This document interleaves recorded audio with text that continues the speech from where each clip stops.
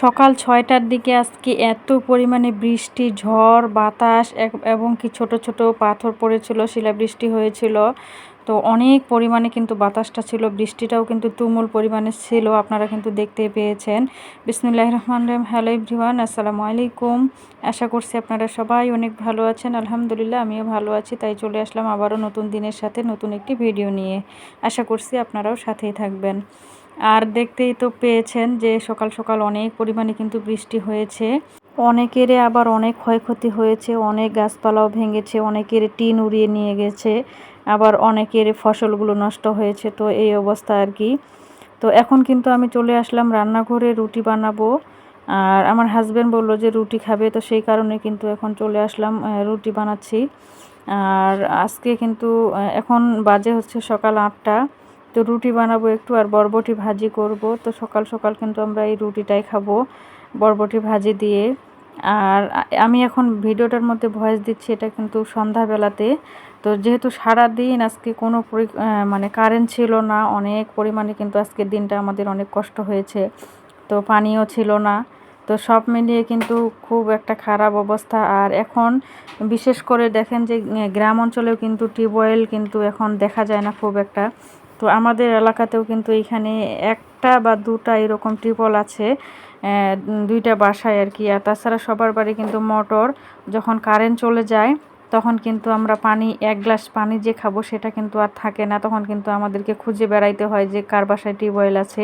তো এইরকম কিন্তু একটা অবস্থার মধ্যে আমাদেরকে পড়তে হয়। তো মানুষের বাসা থেকে আমরা বালতি ভরে ভরে পানি নিয়ে আসি খাওয়ার জন্য।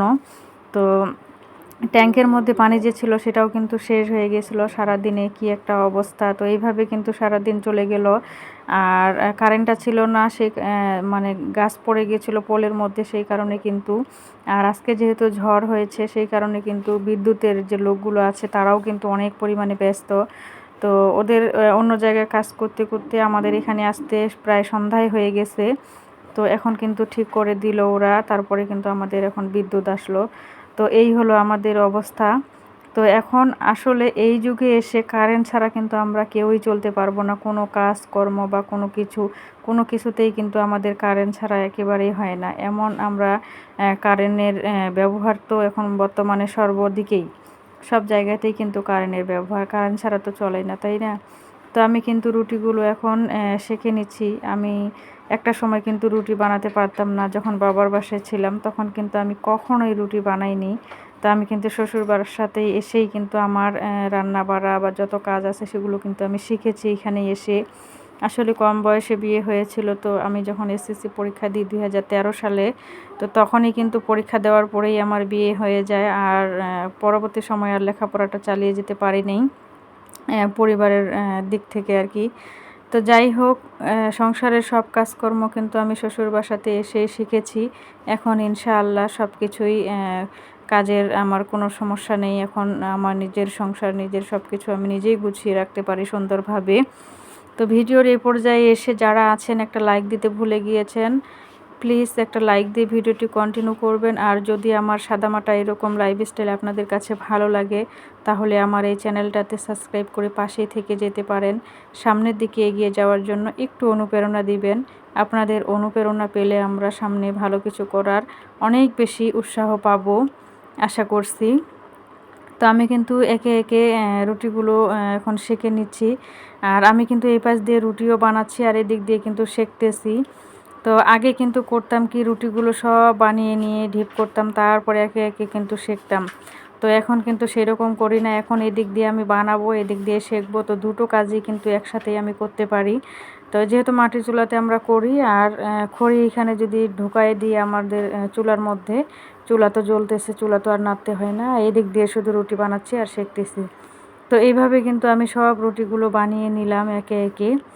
তো ধানের রুটিটা কিন্তু আমারও অনেক বেশি পছন্দ।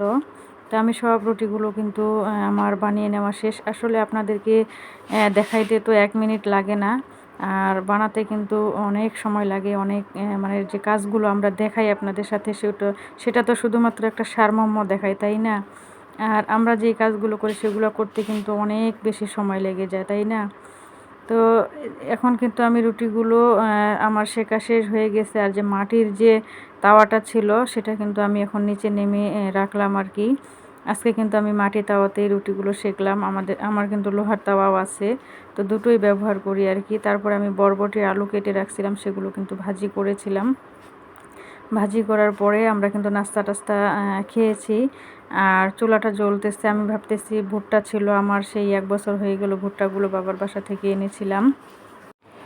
ভাজার আলসেমিতে কিন্তু আমি সেগুলো আর ভাজতে পারি নাই। তো এখন কিন্তু আবার নতুন ভুট্টা হয়েছে আমার বাবার বাসায়, এখন তো নিয়ে আসবো আবার নতুন ভুট্টা। এগুলো কিন্তু নষ্ট হয়ে যাবে, তো প্রতি বছরেই কিন্তু এইরকমই হয় আমার। তো আমি কিন্তু ভাজা পোড়াটা খুব কমই করি, আমি এগুলো পছন্দ করি না ভাজাভাজি করতে। তো বাচ্চাগুলো আছে সেই কারণে কিন্তু আমি একবারে পাতিলের মধ্যে বালু দিয়েছি, বালুটাকে ভালোভাবে গরম করে নিয়ে তারপরে কিন্তু আমি ভুট্টা দিয়ে দিলাম। আর দিয়ে কিন্তু আমি নাকড়ি দিয়ে এখন নাড়তেছি। আর ভুট্টাগুলো কিন্তু অনেক সুন্দর খই হয়েছে, তো আপনারা কিন্তু দেখতেই পেয়েছেন। তো এটা কিন্তু ভাজতে অনেক ভালো লাগে যখন কিন্তু খই হয়। তো অনেক সুন্দর কিন্তু খইগুলো ফুটতেছে। আর এগুলো কিন্তু আমি ভেজে রেখে দিব বয়ামের মধ্যে, বাচ্চাগুলো যখন তখন আর কি খেতে পারবে। আর এটা কিন্তু মরিচ, পেঁয়াজ আর হচ্ছে সরিষার তেল দিয়ে যদি মাখা করা হয় সেটাও কিন্তু অনেক বেশি মজা লাগে।